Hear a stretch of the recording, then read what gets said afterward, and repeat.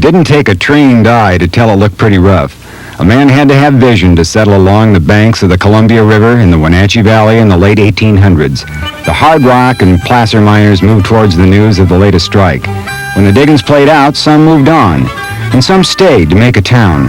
The old-timers could tell you the land was ready for the hardy who had a grub stake and the grit to settle the sagebrush frontier, and a town began to grow. Most of the early homesteading was done in the valleys and canyons. A man could direct the natural gravity flow of a creek or small river. The soil was rich enough for farming, and the timber was there for the cutting. What a man could get done in a day's time depended on his muscles, determination, and how long the light held out. Well, it didn't take long for early settlers to recognize that the Wenatchee Valley was naturally suited for the growing of fruit trees. And on the ranch, the ladies were starting to talk about electric lights folks were burning on the other side of the mountains. Word was they were using creek water out of Gallagher Gulch in Tacoma to generate power for electric lights. At other social gatherings, some of the boys didn't seem to be all that concerned about changing the course of the creek. In 1901, electric pioneers looked to the Squilchuck Valley for the first source of Wenatchee power. A telephone electrician from the Midwest, Morgan Muller, and a school teacher and druggist, L.V. Wells, set out to harness the waters of Squilchuck Creek. The plant was at the mouth of Pitcher Canyon on the old Compton place. From the headworks 3.5 miles up the valley, water was diverted into an open canal, around the hill to a reservoir, where it entered a pipe and turned a Pelton water wheel to generate electricity. The plant created a lot of community interest. People gathered from miles around. But as one local resident recalls, a visitor wanted to be careful out there. And just went through the power plant, through this turbine, and out in the spillway, and then down the creek again. And the water that came through that plant and out in that spillway, well, you wanted to watch your step. If you ever got caught in it, you were gone. The name of the company was Wenatchee Electric Light and Power, and the little power plant with 50 kilowatts of generation came online in January 1902. And everything worked fine till the cold weather and the ice came. The first winter, when the creek froze up and they couldn't make any more power, they made a deal with Mr. Morrison to use a steam engine that he had in his sawmill. They belted the steam engine to the generator, and they ran it 24 hours a day. By 1903, the company had new owners. Arthur Gunn and Charles F. Brown purchased the utility and shortened the name to Wenatchee Electric Company. President Gunn immediately set out to improve the power project, covering the ditch to prevent winter freeze-ups, building a new powerhouse, and adding a 180 kilowatt generator. Dedication day was Thursday, July 28, 1904. From the pages of the Wenatchee Republic comes this account. Wenatchee made another great stride toward her goal as the metropolis of central Washington last week when the water was turned for the first time upon the powerful water wheel, the Wenatchee Electric Company. Power and light in ample quantity and at reasonable rates can now be secured at any time. The dingy kerosene lamp and the dangerous gasoline torch will be known in Wenatchee no more, while small manufacturing will take an enormous growth with an abundant supply of cheap electric power. Most everything was just lights. And the rates were 25 cents per light per month, 25 cents for each bulb. Of course, everybody just had one light hanging on a drop cord in the middle of the room. So by 1904, a pattern of electrical use was begun, with roughly 200 electric lights burning in the city at 25 cents a bulb, while a man's wages were about 17 cents an hour. But the supply couldn't quite always meet the demand. There was an old saying around Wenatchee that when the Comptons watered the cows, the electricity in Wenatchee went off. Electric lights in town were quite a novelty and a real convenience, so it wasn't long before more folks wanted more electricity for more lights. With the Squilchuck hydroelectric plant operating at capacity, developers turned to steam. In 1908, Wenatchee Electric installed a 200 kilowatt coal-fired gas turbine in downtown Wenatchee at a cost of $60,000. While many early power developments were constructed solely for the generation of electricity, others took advantage of existing civil works. Such was the case with George Gray and Son, who operated a sawmill near Indiat. The name of the firm was Indiat Lumber and Power Company. The powerhouse was installed next to the milling operation, a short distance from where the Indiat River joins the Columbia. The Grays installed a generating unit in 1904 to provide power for electric lights in Waterville. Large wooden transmission towers supported the line across the Columbia River. 5 years later, in 1908, the plant was sold to George D. Brown of Chelan and J.G. Kennedy of Waterville, who formed the Brown Electric Company. A mile and a half further up the Indiat River, two Seattle men, M.D. Barish and A.B. Gray, were drawing up plans for a more substantial power plant. They formed the Indiat Light and Power Company in early 1908. That same year, construction was started following the sale of the company to J.C. and J.H. Stout. In those days, a horse with a single scoop wasn't a new flavor at the local ice cream parlor. It was a backbreaker, paying $2 a day, plus the hay for the horse. A low rock crib dam was built on the Indiat River, and water was diverted into a canal over a mile long. To prevent erosion, nearly all the canal was lined with 1-inch cedar boards. At the lower end of the canal, a reservoir was constructed nearly 40 feet in diameter and 8 feet deep, and the word was that the reservoir also doubled as the local swimming hole. From the reservoir, a wood stave pipeline 8 feet in diameter traveled another 1,700 feet to a powerhouse along the Indiat River. The pipe formed a Y just before entering the powerhouse and diverted water to drive two separate turbines. Although the capacity of both generators combined was 1,200 kilowatts, the project was only capable of generating 950 kilowatts with the available river flow. During the winter months, generation was even less due to low water. Power from the plant was sold primarily in the Wenatchee area. As the Indiat Light and Power Company was looking forward to the construction of their plant, plans were unfolding for the construction of this powerhouse near Dryden on the Wenatchee River. To three businessmen, Frank Schiebel, Marvin Chase, and W.T. Clark, the Highline Irrigation Canal appeared to be an ideal source of falling water for the generation of electricity. So in 1907, they formed the Valley Power Company and acquired the beginning section of the Highline Canal with the agreement that they would supply the irrigation company with water while using the balance of the flow for power generation. Water was diverted by a low rock-filled crib dam which crossed the Wenatchee River at Dryden. From the dam, water was regulated into the entrance of the canal through a set of timber headworks. From the headworks, water was channeled into a canal about a mile in length downstream to the powerhouse site. Wood stave penstocks directed the flow into the power station, which housed three generating units having a combined capacity of 1,200 kilowatts. As a safety measure, a set of overflow gates spilled the powerhouse water during times of emergency shutdown. As with the Squilchuck and Indiat generating stations, freezing temperatures and ice hampered operations. The plant wasn't all that reliable.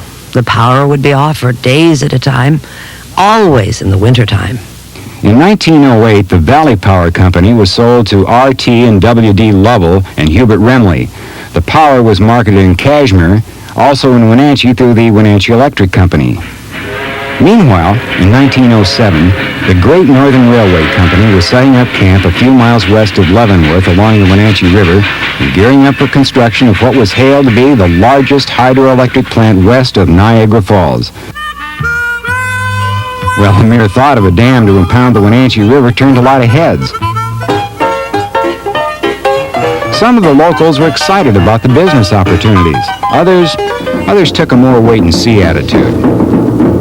Groundbreaking for the project was July 6, 1907. The Great Northern's plan was to use the power to electrify 3 miles of line through the old Cascade Tunnel to eliminate the serious smoke and gas conditions resulting from the coal-burning locomotives. 4 new 100-ton electric locomotives were designed and constructed to pull the trains through the mountains. A dam 400 feet in length was constructed across the Wenatchee River. It took over 100 men, 12,000 barrels of cement, and $100,000 to complete the river crossing. From the dam, water was delivered to a powerhouse over 2 miles downstream through a pipeline 8.5 feet in diameter. Most of the pipeline was constructed of wood staves with the exception of the last 700 feet, which was made of riveted steel. A bridge 300 feet in length was constructed across the Wenatchee River to bring the pipeline to the powerhouse. Over 200 men were required to construct the pipeline. However, winter and spring slides along the pipeline route kept crews busy. The powerhouse was a concrete and brick structure that housed 3 Pelton water wheels and 3 2,000-kilowatt generators. When the power went off and those generators shut down real quick, the water came up the center pipe and spilled over and went down and squirted out across the river. And it got a fisherman or two there soaked in plenty good because they weren't expecting that pipe to squirt out on them. Prior to the construction of the Tumwater Dam and Power Plant, the railway had agreed to construct at its own expense a smaller generating project a short distance downstream of the Great Northern Powerhouse.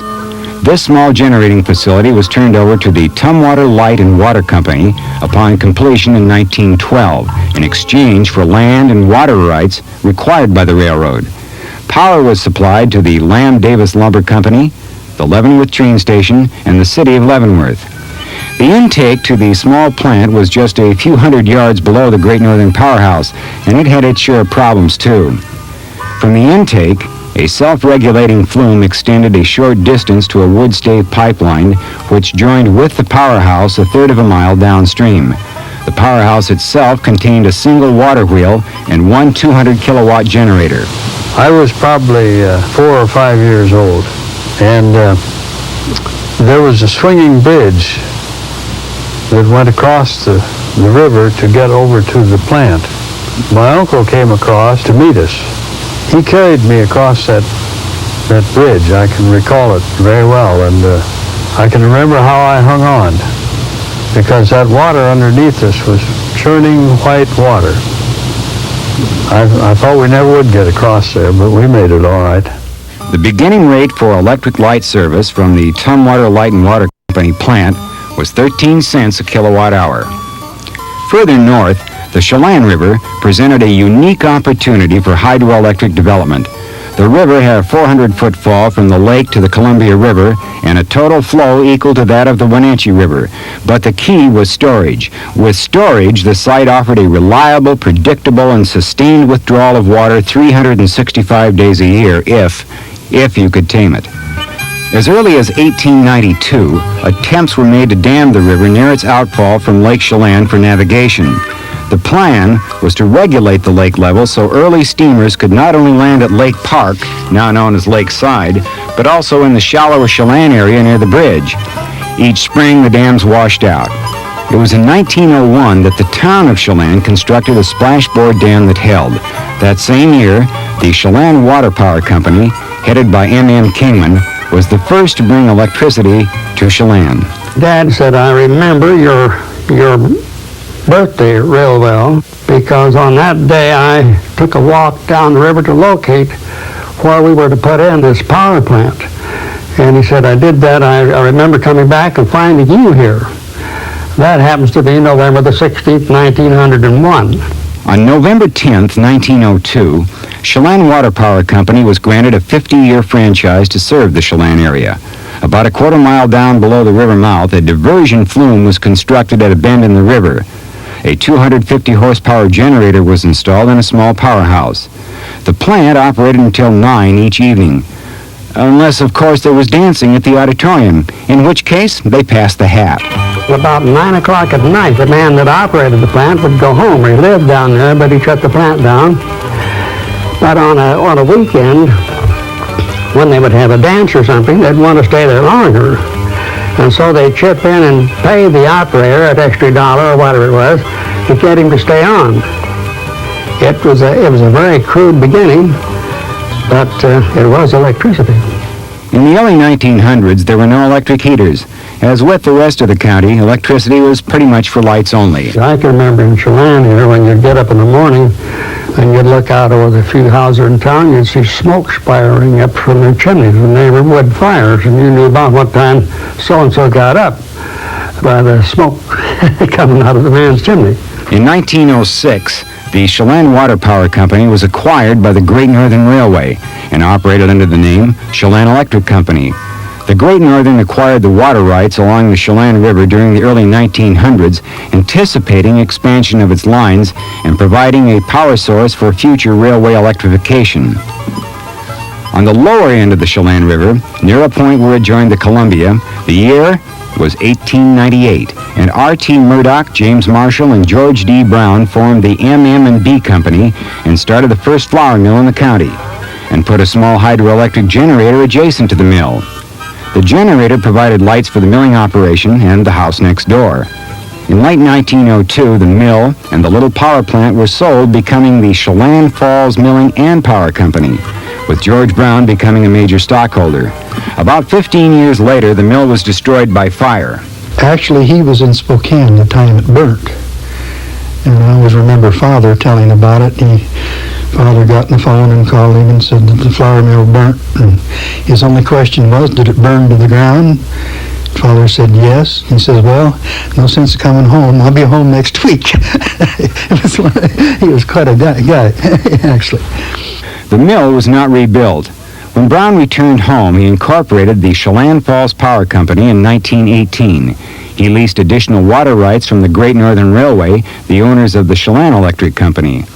Within a year's time, he designed and constructed an improved intake and water diversion system and a power generating station at the town of Chelan Falls.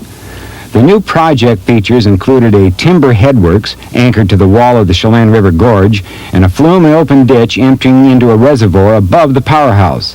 A wooden penstock linked the reservoir to the powerhouse turbine. The turbine was a double-runner horizontal turbine, and the Westinghouse generator was an open type horizontal wheel in the stator. Well, it's a fairly modern little plant. They had a voltage regulator and they had standard governor and belt-driven exciter. A little bit crude, but it worked. You know, to walk into a plant like that and take charge when you didn't know a damn thing about it. That's been my life. The powerhouse contained a single 1,000 kilowatt generator, and power was sold primarily in the Wenatchee area. By this time, the Wenatchee Electric Company was no longer the supplier of electricity in the Wenatchee Valley. A new company, the Wenatchee Valley Gas and Electric Company, was formed following a $1 million merger announced in August 1910. The new company was a consolidation of the Indiat Light and Power Company and Wenatchee Electric Company. The following year, Valley Power Company at Dryden and the Brown Electric Company, the little plant at the mouth of the Indiat River, joined in with the consolidation. The president of the company was Arthur Gunn, the former owner of Wenatchee Electric Company. For a time, the $1 million merger proved to be good news for electric users around the Wenatchee area, offering good and reliable service.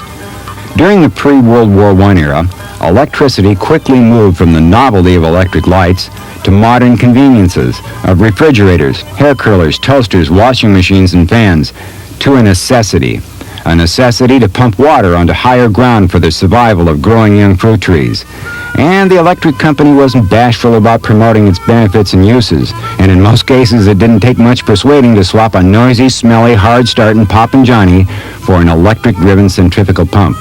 And with electric lights, you could forget about filling the coal oil lamps and trimming wicks, and you could move the gas lights into the back room too, right next to the Aladdin lamps. On top of the increasing electrical demands of homeowners and business people downtown, orchardists needed a large supply of electricity to drive their pumps in the dry late summertime, a time when the least amount of water was available to run the power company's generators. Orchardists alone were requiring as much as 500 kilowatts of additional generation each year. By 1917, an ugly word was creeping into the vocabulary of local orchardists, and that word was shortage. Community leaders formed the Wenatchee Valley Power Users Association to look into the matter. This prompted investigations and hearings of the Washington State Public Service Commission. Testimony confirmed what the community had feared. The papers had a name for it, trouble. Trouble right here in River City with a capital T, which rhymed with E, which stood for electricity, which was in short supply. There was a long list of shortages and trouble. Transformers, power line capacity, bank trouble, money trouble, going broke trouble. There was trouble. Clearly, something had to be done. A temporary measure was allocation, a fancy uptown word for rationing. The Public Service Commission put the first priority on getting water to the land, with electricity first going to pump motors. By 1916, the Squilchuck Power Plant had closed. The search for more power was not new. Expansion Existing plants had been under study for some time. At Dryden, engineers examined 4 plans that would transform a run-of-the-river plant into an 8-hour storage project. But there was that ever-present problem of winter ice. Similar investigations had been made on the Upper Indiat plant. Improve the canal, perhaps gain more storage. But the proposed improvements gained nothing in the dry years. Another serious proposal was the addition of a second generator at the Chelan Falls plant. But the railroad had bought up the water rights, and there was that matter of money. One thing that could be done was to build a coal-fired steam plant which the Public Service Commission had ordered. By 1920, the Wenatchee steam plant, located on Wharf Street, was ready for operation. It had 2 generating sets with a capacity of some 1,500 kilowatts ready for emergency operation. Another option was the purchase of power from other private power plants. Subsequently, a contract was signed with the Great Northern Railway for 1,000 kilowatts of continuous power from the Tumwater plant, but it turned out to be too little and too late for the growing load and the financially troubled Wenatchee Valley Gas and Electric Company. In 1921, the company sold to Washington Coast Utilities. Shortly thereafter, a contract was signed for 5,000 kilowatts of power to be delivered from the coast from Puget Sound Power and Light's White River Power Station. The new transmission line was completed 2 years later on October 14th, 1923. By 1924, the era of the small power company was all but over. Tumwater Light and Water Company was sold to Washington Coast Utilities, who in turn sold to Puget Sound Power and Light Company. As the first quarter century of hydroelectric development closed, the focus of Central Washington energy development was being turned towards big generating plants. Plants with storage, plants with the potential of tens of thousands of kilowatts of capacity. Perhaps with steel and concrete again raising the level of Lake Chelan. Maybe even spanning the raging torrent itself, the Columbia River. But that's another story.